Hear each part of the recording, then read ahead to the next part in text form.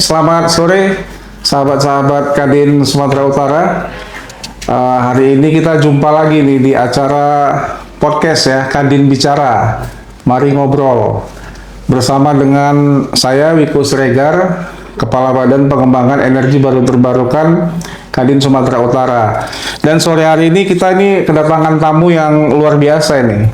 Ya, beliau jauh-jauh dari Deli Serdang, Pak ya. Iya. Kim kan masuk Deli Serdang, ini jauh ke sini. Beliau adalah Pak Chan Saud, Direksi PT Global Inovasi Prima, yang mana Pak Chan Saud ini adalah perusahaannya merupakan salah satu pengembang energi baru terbarukan. Khususnya beliau ini di bidang biomass atau biomasa. Baik, kita mulai aja acara ngobrol-ngobrol santai kita ini.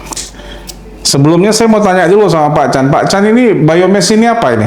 Kira-kira pengembang pembangkit listrik tenaga biomasa. Mungkin bisa sampaikan dulu ke hadirin ini sekalian. Ya. Jadi biomasa itu adalah bahan bakar yang bersumber dari ampas pertanian dan ampas perkebunan. Dan pada kesempatan untuk menjadikannya sebagai suatu energi baru terbarukan, dia menjadi bahan bakar untuk pembangkit listrik tenaga biomasa. Jadi di PT Global Inovasi Prima dari tahun 2008 kita sudah mulai mengembangkan pembangkit listrik biomasa ini, hingga saat ini sudah beroperasi 7 atau 8 kali 15 megawatt di berbagai daerah di Indonesia. Jadi nggak di Sumatera Utara aja, Pak? Di Sumatera Utara, Jambi, Kalimantan, ya. Dan kemudian juga ada rencana di beberapa tempat lain. Mungkin ada terkendala karena mungkin masalah regulasi ya. Kita bertahan dulu sekarang ini. Jadi Pak, kalau pembangkit listrik tenaga biomasa, berarti bahan bakunya itu dari bahan-bahan pertanian tadi gitu. Kira-kira seperti apa itu, Pak? Ya, jadi kita memanfaatkan ampas pertanian, ampas perkebunan. Contoh seperti kalau di Sumatera Utara, itu kita kaya dengan ampas dari perkebunan sawit, seperti fiber, Kandang kosong juga bisa. Kandang kosong. Dulunya kandang kosong tidak dimanfaatkan ya. Pada saat ini kita sudah mulai memanfaatkan dengan kita press, kita cacah, kita kurangi kadar airnya dan kita bakar. Kemudian juga cangkang sawit. Namun karena harga cangkang sawit ekspor naik terus, kita tidak mampu untuk memakainya. Yang lain seperti sekam padi, tongkol jagung. Jadi truk membawa pupuk ke arah Brastagi, mereka turun membawa tongkol jagung. Nah, jadi itu ada ballast strip, itu bisa kita manfaatkan. Selain itu masih sangat banyak lagi seperti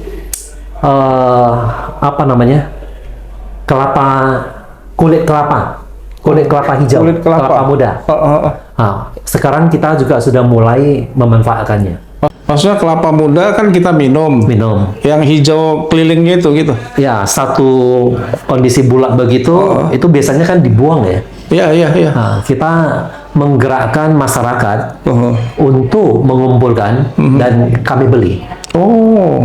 Jadi ini secara tidak langsung juga menggerakkan atau memutar perekonomian di ekonomi masyarakat di bawah di daerah. Iya.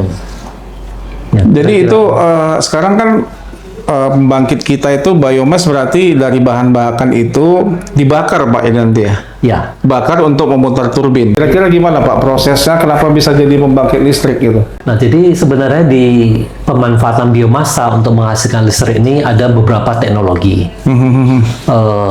Kebetulan yang kami pakai saat ini, karena pembangkit kami itu rata-rata di atas 10 megawatt, yang install capacity di 15 megawatt, sehingga lebih berpotensi kita memakai sistem direct combustion.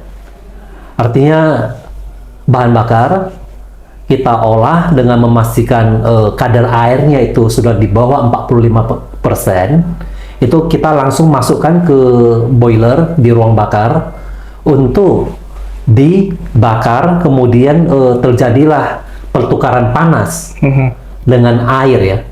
Jadi air menjadi uap di dalam boiler. Uap itulah yang jadi energi. Uap yang berenergi tersebut dikirim ke turbin untuk memutar turbin. Di belakang turbin ada generator. Ya. Itulah menghasilkan listrik. Jadi energi itu dijual ke PLN gitu Pak? Atau pakai sendiri? Hingga dengan 2018 kami mempunyai 49 megawatt yang masuk ke sistem PLN.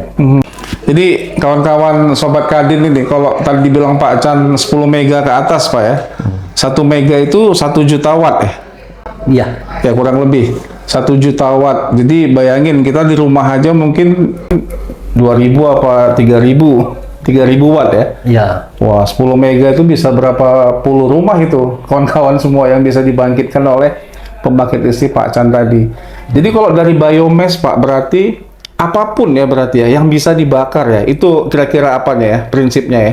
Nah, jadi begini. Pada saat kita mau mengembangkan pembangkit listrik biomasa ini, ada baiknya kita memastikan atau kita mampu ya desainnya itu memakai beragam bahan bakar, karena biomasa ini dia kadang bersifat musiman. Katakanlah di perkebunan sawit dalam periode 1 tahun ada bulan-bulan tertentu itu yang istilahnya track itu tidak ada panennya atau panennya turun rendah sekali. Pada saat itu fiber, tandan kosong itu semua menurun. Nah, bila kita ada diversifikasi biomasa, contoh kita ada memakai ampas dari kayu, ya, ampas kayu. Nah, itu akan membantu, akan menutupi lagi. Sehingga yang tadinya ada beberapa perusahaan yang kita lihat biomasa itu kondisi tertentu mereka pembangkitan turun. Nah, tapi bersyukur kita boiler kami itu mampu menyerap apa saja, sehingga kami tetap bisa mampu menjaga kestabilan pembangkitan. Ya. Jadi kalau dengan kata lain Pak Chan, ya, misalnya semua bisa kita bakar, berarti konsepnya mirip-mirip seperti ya kalau gitu sampah pun bisa kita bakar ya. Jadi pembangkit seperti di Singapura kan udah sampah mereka bisa buat jadi energi, di Jepang sampah bisa buat jadi energi. Jadi konsep ini sebenarnya seperti yang di Singapura atau Jepang gitu. Ya, jadi pada prinsipnya benar. Hanya saja kalau untuk mengolah sampah menjadi energi, persoalannya adalah energi dari sampahnya itu sangat rendah. Bagaimana kita meningkatkan kalorinya, itu satu. Terus yang kedua berkaitan lingkungan hidup. Emisi gas buang dari pembakaran sampah itu harus dikelola dengan sangat baik. Walaupun boilernya mampu, namun pengelolaan emisi gas buang itu berbeda. Nah, jadi maksudnya asapnya? Asap buangnya. Asap buangnya setelah dibakar, gas buangnya harus diterima. Sebab khususnya sampah itu banyak gas buang, kandungan gas buang yang tidak baik bagi kesehatan. Sedangkan kalau untuk biomasa itu tidak ada terjadi begitu, namun dari lingkungan hidup tetap ada acuan standar lah ya, ada standar yang harus kita ikuti. Ya. Tapi kalau sampah itu sangat ketat ya. Ya, jadi sobat kadin semua ya. Jadi bisa kita lihat bahwa biomass ini ternyata bisa juga dijadikan menjadi pembangkit energi yang bisa dari sampah ya. Dari sampah itu bisa menjadi energi. Tentunya Pak Chan, dengan situasi sekarang kita di ibu kota yang besar seperti ini, mungkin sudah tidak bisa dinafikan lagi ya bahwa memang paling pas untuk mengolah sampah menjadi energi itu merupakan salah satu alternatif. Gimana menurut Pak Chan kira-kira? Nah, jadi dengan pengalaman kami yang selama ini memanfaatkan biomasa untuk membangkitkan listrik dari ampas pertanian, ampas perkebunan, kami melihat untuk mengarah ke teknologi pemanfaatan sampah menjadi energi listrik itu bukan sesuatu yang luar biasa lagi. Ya, artinya Biasa ya. transfer teknologi yang sudah berjalan selama ini, ya, Setelah puluhan tahun ya. ya, itu putra-putra daerah kita ya itu semua sudah terlatih, mereka akan menjadi tenaga ahli energi baru terbarukan, juga untuk nantinya pemanfaatan sampah. Ya, ya, ya. Nah, mungkin hanya saja khusus untuk sampah ya, kita melihat di Sumatera Utara, Kota Medan, Sumatera Utara, ataupun se-Indonesia itu menjadi suatu masalah besar ya. Ya. Sehingga kita lihat pemerintah juga sangat antusias bagaimana bisa menggerakkan berbagai instansi, pengusaha lain-lain untuk bersama mengelola persoalan sampah ini. Jadi satu lagi Pak, memang setuju dengan Pak Chan tadi ya, bahwa pemerintah itu sekarang di era Pak Prabowo ini fokus ya sepertinya dengan pengelolaan sampah menjadi energi listrik, merupakan salah satu program strategis nasional atau PSN ya, seperti itu. Yang sekarang ini pemerintah sudah fokus untuk mengelola sampah ini untuk menjadi energi listrik.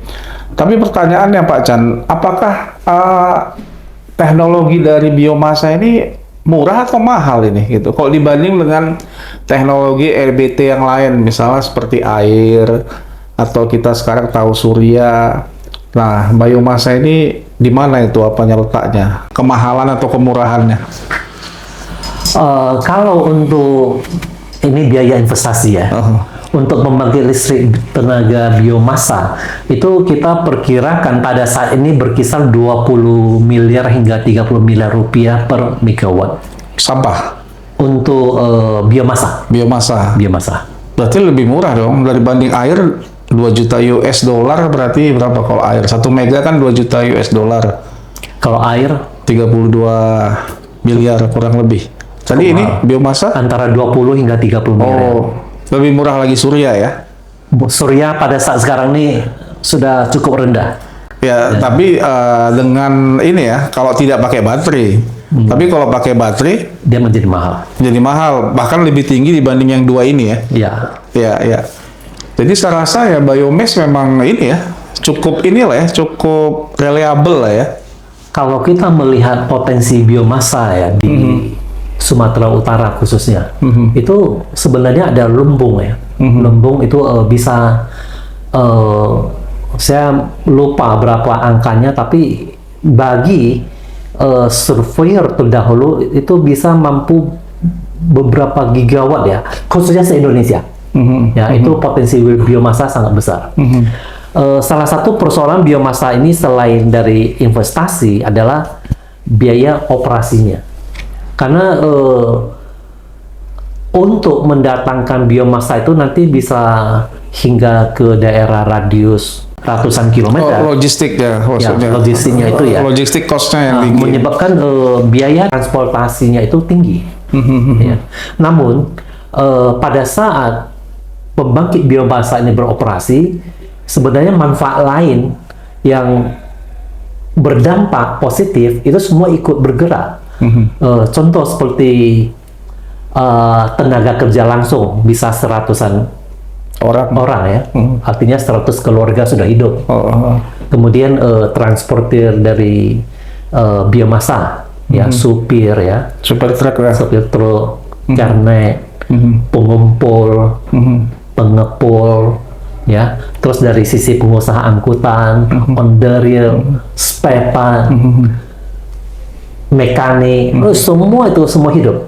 Nah, jadi tepatnya adalah multiplier effect yang di berikutnya itu ya, semua itu mampu menggerakkan ekonomi daerah. Ya, signifikan juga ya.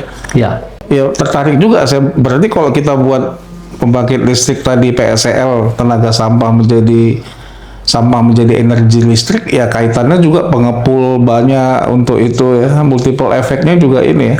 ya, ya. Tapi kalau PSEL saya rasa beda ya, cost-nya dibanding dengan biomass ya. Karena mengapa memanage tadi karbonnya itu ya kali ya. Ya, jadi biayanya lebih gede gitu. kalau untuk sampah itu harus benar-benar ada pemilahan, terus ada proses drying, lain-lain.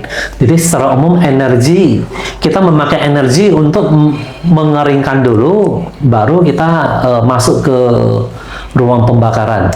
Tapi ada juga teknologi yang memang mampu untuk memanfaatkan sampah dengan kalori di bawah 1.800 kilokalori per kilogram ya. Ya. Nah, itu bisa. Itu bisa. Ya. Satu lagi Pak Chan, mungkin yang saya perlu tanya ini ya, tadi kan mungkin kita sudah dapat gambaran lah ya gimana biomasa ini secara ekonomis, multiple efeknya, baru pemanfaatannya juga banyak bisa digunakan oleh masyarakat maupun pemerintah. Nah, teknologi yang sering dipakai ini apa Pak Chan? Atau teknologi apa yang dipakai, dan kira-kira teknologi ini kadar lokalnya apakah juga sesuai standar SED? Kan SED berapa? 65% apa berapa ya? TKDN maksudnya. TKDN-nya. Apakah teknologi kita sudah bisa menutupinya gitu? Pada unit-unit pembangkit kita terdahulu, itu rata-rata kita mampu memenuhi TKDN 40%. Itu yang standar pemerintah ya? Standar pemerintah. Ya. Namun, untuk ke depan, kemungkinan kita akan agak sulit memenuhi 40%. Persoalannya begini, teknologi itu berkembang terus, dan perkembangan teknologi itu di luar sana, dari hari ke hari mereka makin efisien. Pada saat kita di Indonesia, kita harus mengikuti atau kita harus memastikan efisiensi kita itu setara dengan mereka. Kalau kita melakukan penelitian, kemudian melakukan membangun atau riset ya, risetnya itu di sini ya, itu kita akan ketinggalan. Pada saat kita sudah sampai, mereka udah naik lagi. Maka paling cepat adalah kita impor beberapa peralatan langsung seperti teknologi di boiler ya. Dulunya kita memakai China. Ya, dari China dengan tekanan medium, temperatur medium superheat. Kita pikir itu sudah cukup bagus pada waktu itu. Kalau pada saat ini dengan TKDN 40% kita mengcopy teknologi yang sama, kita mencapai TKDN. Tapi secara efisiensi, dulunya itu katakanlah boiler efisiensi 80%. Pada saat sekarang, ya itu dengan lebih kritis, ya itu sudah memakai untuk 15 megawatt ya, sudah memakai 50 sekian bar punya tekanan steam, dan temperatur pun sudah kritis. Ya, jadi itu efisiensi total tuh bisa naik.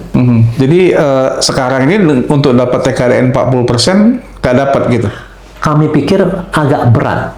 Oh, Nah, sudah agak berat. ya makanya sekarang kan pemerintah kan sudah ada aturan ya, kalau saya nggak salah ya, kan TKDN udah nggak ada lagi, yang penting masuk, bisa membangun, bisa meningkatkan perekonomian ya kan. Nah, jadi berdasarkan pengalaman kami yang sejak dari tahun 2008 ya kita mengembangkan PLTBM ya. Oh, jadi kita sejak 2008 ya? Iya, ya, sampai Berarti udah berapa tahun tuh? 2008 ke 15-17 tahun. ya. Oh, udah sebesar anak saya tuh yang paling kecil Pak Chan. Berarti udah cukup expert ini Pak Chan ini ya kan. Tapi Pak Chan masih kelihatan seperti 30-an ya kan. Waduh. Padahal 17 tahun menggelutin ini Pak ya. Iya. Ya, silakan Pak Chan. Dan pada saat itu 2008, saya rasa di Sumut belum ada kali yang biomes ya. Sebenarnya itu ada, namun cenderung Nggak di fokus lah. pabrik-pabrik kelapa sawit ya, Ya. untuk internal use. Ya. Sedangkan kami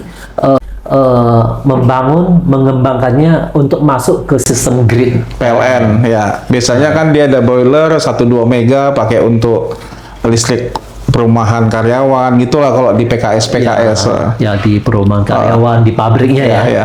Nah, sedangkan kami waktu itu karena kami melihat krisis kelistrikan Ya, tahun PLN, 2008. ya, pada waktu itu. Ya.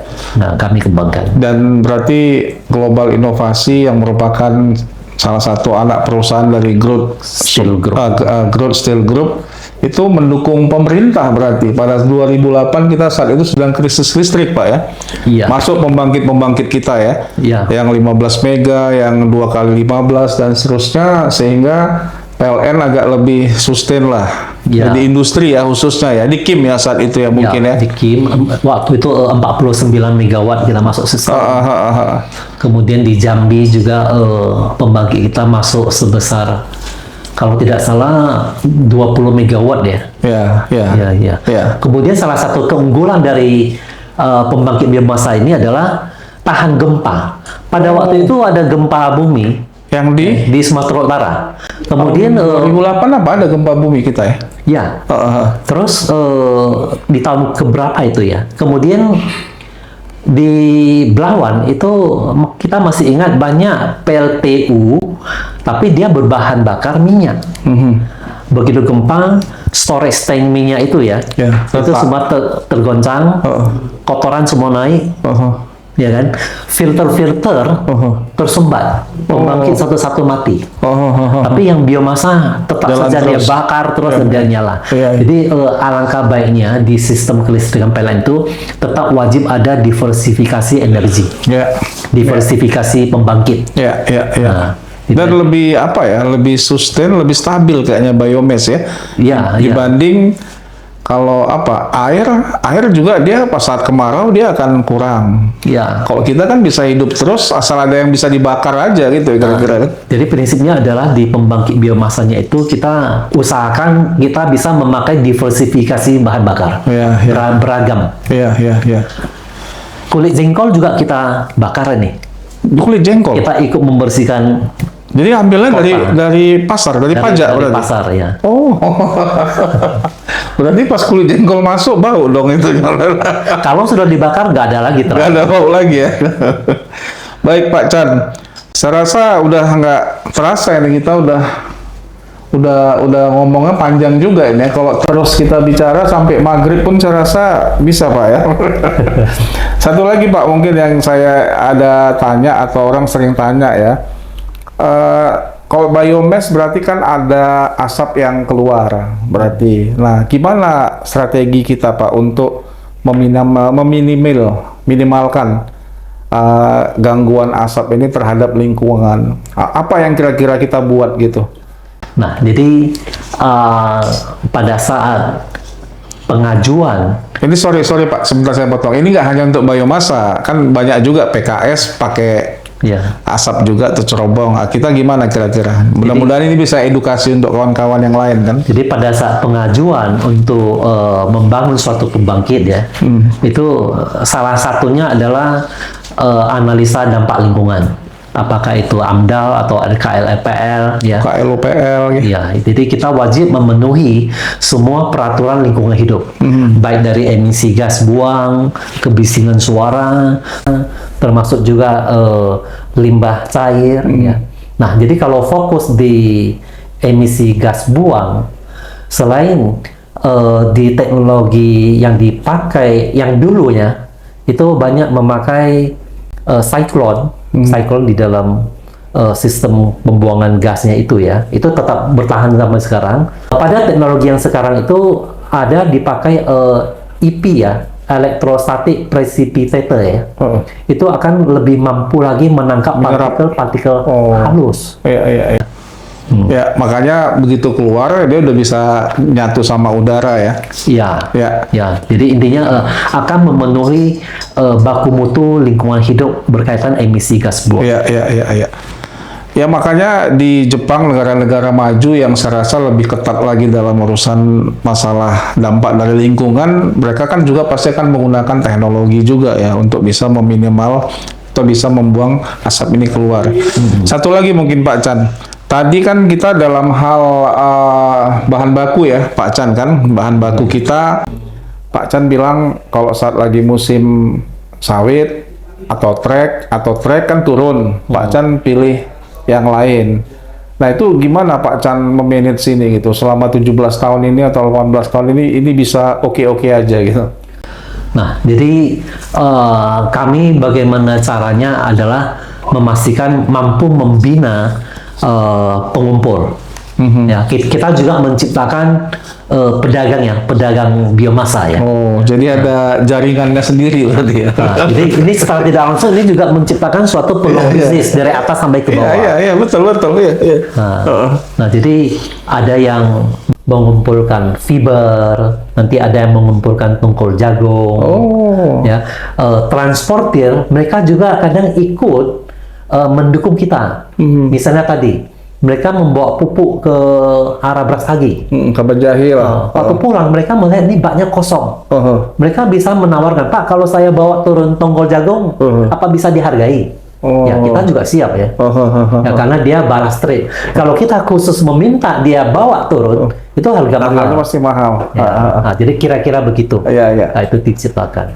Ya, jadi Pak Chan ini bisa banyak menggunakan bahan baku nih. Kalau kawan-kawan Kadin mau masukkan bahan bakar ke Pak Chan, berarti bisa Pak Chan ya? Siap, yang penting harganya. Yang penting harga cocok. Ya, mana tuh kawan-kawan ada yang punya kebun sawit atau pabrik PKS, kan bisa aja kerja sama Pak Chan kan? Ya, silakan. Kita sangat welcome.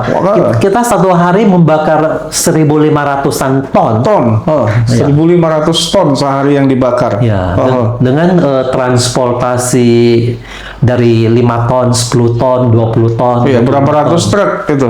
Ya, ratusan truk lah. Iya, jadi kawan-kawan kalau ada yang punya transportir bisa juga ini untuk jadi penyuplai ke Pak Chan. Sekalian ini memperkuat ketahanan listrik Sumut ya Pak ya, kita ya. Ya, jadi biomasa ini selain tadi yang disebut semua, mungkin yang tidak terlupakan adalah pembangkit biomasa ini termasuk pembangkit yang karbon netral ya. Mungkin tadi kita belum sebut tentang karbon ya. Jadi dibandingkan dengan pembangkit fosil ya, yang setiap satu kita katakan 1 gigawatt hour yang dihasilkan itu mungkin sekitar 3 atau 4 kiloton CO2 yang dihasilkan ya. Sedangkan kalau untuk biomass itu 0 ya. Ya. Karena karbon yang dihasilkan atau CO2 yang dihasilkan itu akan diserap kembali oleh tanaman pada saat dia melakukan fotosintesis. Nah, jadi akibat tadi saringan-saringan tadi kan? Ya. Atau karena bahannya dari bahan baku tadi sehingga kadar CO2-nya lebih kecil. Kalau kadar CO2 sebenarnya mungkin tidak lebih kecil ya. Dibanding batu bara ya misalnya. Ya, tapi pada saat CO2 ini ditimbulkan, ini yang tumbuhan yang kita tanam ini akan menyerap kembali. Jadi boleh dikatakan itu adalah karbon netral. Iya. Jadi nggak perlu di capture lagi. Ya. Sampai besok pun nih kalau bicara sama Pak Chan ini masih bisa kita ya. Jadi harapan lah mungkin dari Pak Chan tentang energi baru terbarukan lah ke depannya itu kira-kira seperti apa gitu Pak? Ya. Khususnya di Sumatera Utara. Nah, jadi mengikuti perkembangan energi baru terbarukan selain biomasa.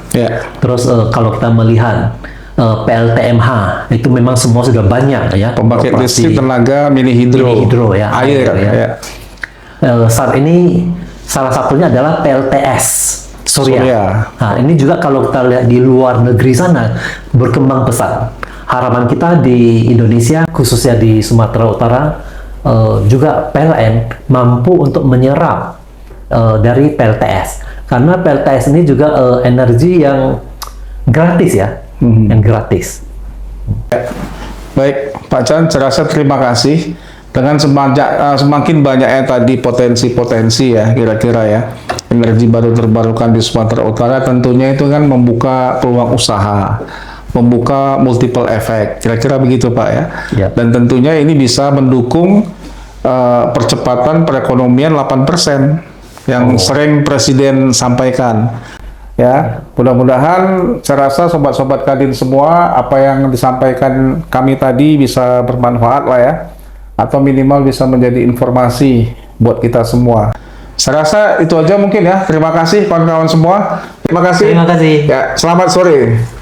Pak Chan, ini sedikit lah kenang-kenangan dari Kadin Sumatera Utara. Mungkin wawasan atau informasi yang disampaikan mudah-mudahan bermanfaat lah bagi kita semua. Ya Pak Chan, silakan Pak Chan.